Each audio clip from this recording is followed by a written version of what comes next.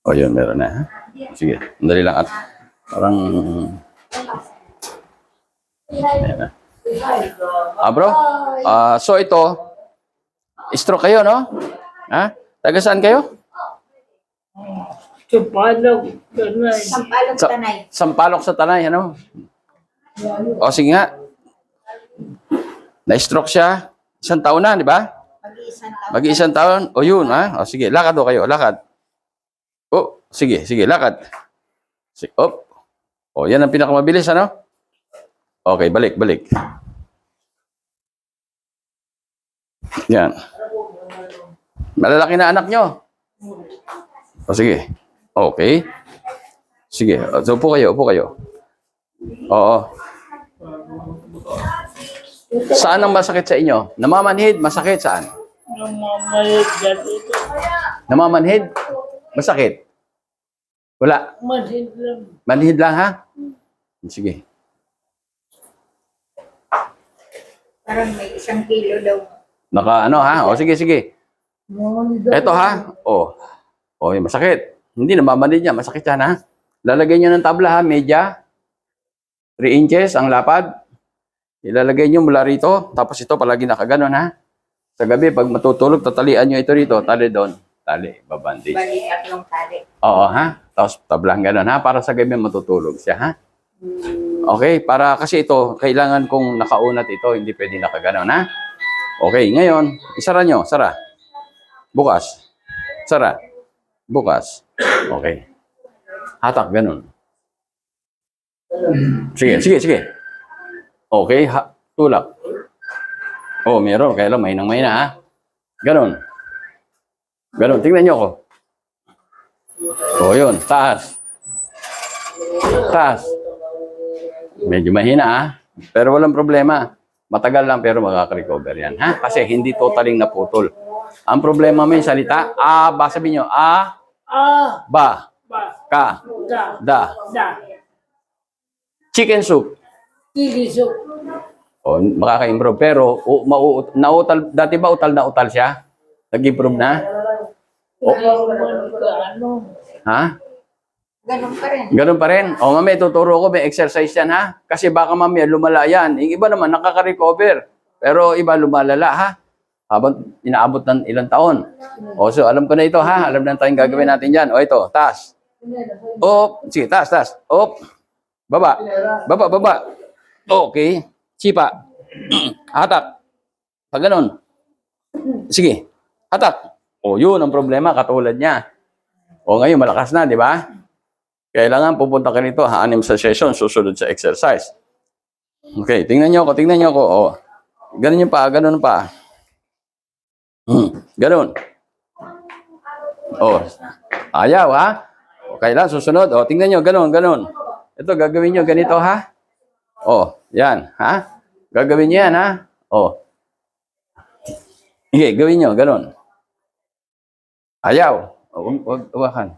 Sige. O, ganun. O, yun, ha? Yan ang problema, ha? O, walang problema yan, ha? O, tingnan niyo.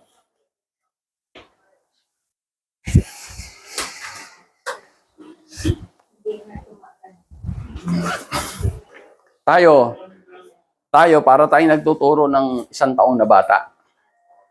Sa mga na-stroke. Alisin niyo yung tsinelas niyo.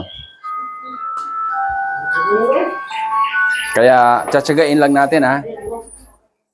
Pa. Dito. Tingnan nyo, ha? Tingnan nyo kung may pakiramdam, ha? Meron? Wala? Eto, wala? Mas malakas to? Mas malakas ito o ito? Hindi. Ano malakas? Pakiramdam. Ito o ito? Parehas? Parehas, ha? O, sige. Ayan. Parehas. Ito. Parehas? Konti lang ito? Hindi ito ang na-stroke. Ba't ito? Baliktad. Sige. Ito. Parehas? Parehas. Ito. Parehas? Parehas. May kiliti pa? Uy, kinili. O yun, may qualified kayo sa ano? Pre ano? Ha? O sige. Makaka-recover yan, magtsatsaga lang kayo ha. Pag sinabi ko kung ano yung exercise, huwag kayong mag-exercise na hindi ko alam. Kailangan kung ano yung lang sinabi ko muna ha. Habang ako may ano sa inyo, susunod. Kasi baka mamaya mag-exercise kayo, pwedeng madisgrasya siya, pwedeng ma-stroke. Susunod kayo sa akin. Ha? Opo. Wala tayong ano doon ha. Dito ron ha, malinaw na malinaw. Kasi rito, pag nagpunta kayo rito, ang unang pinag-uusapan natin sa una, hindi yung makapaglakad kayo, makarecover kayo. At kung meron kayong nakita na nakarecover, unang session pa lang, nakapaglakad mula sa hindi naka-wheelchair, bonus yun. Pero ang number one muna rito, malaman kung ba't na-stroke. Dahil pag hindi natin nalaman yan, may stroke na naman siya. O di, kaya tingnan mo, may second stroke wala na. Bumigay na. Mamamanid daw po yung ulo eh. Ngayon ano? Namamanhid? Ano nararamdaman nyo? Manid. Ay, yung ulo. Kanina, bago kayo nagpunta rito. Oh, manid. Ay, ngayon. Kunti. Konti na lang, di ba? At nakita nyo, may pinainom ba akong gamot sa inyo? Wala, di ba? O, yan ang Aviso Wellness. Habang ano, sandali, hindi kayo, di ba sabi ko kanina, 101%, na-stroke kayo, mag-i-improve kayo rito. Kung nagpa-therapy kayo ng, di ba, hindi nag-improve, dito mag-i-improve kayo. Ha? Lagi lang inihidop. Inihilot. O, buti hindi kayo na-stroke. Salamat nyo. At pasalamat nyo, andyan ang misis nyo, hindi kayo iniwanan. Kasi mga na-stroke dito, iniwanan na. Ha? Okay. Mahal kayo. Siguro mabait kayo nang hindi pa kayo na-stroke. Opo. O, yun. O. Kahit galit ako ng Kayo ba ay pagod na sa pabalik-balik sa doktor at kakainom ng synthetic na gamot? Abay tara na sa Aviso Wellness Center at alamin ang natural healing power of the body. TR Lucky. Ang lahat ng tao ay nabiyayaan ng natural healing power. Ito ang prinsipyo na pinalalaganap ng Aviso Wellness Protocol na pinangungunahan ni Engineer Ismael Aviso.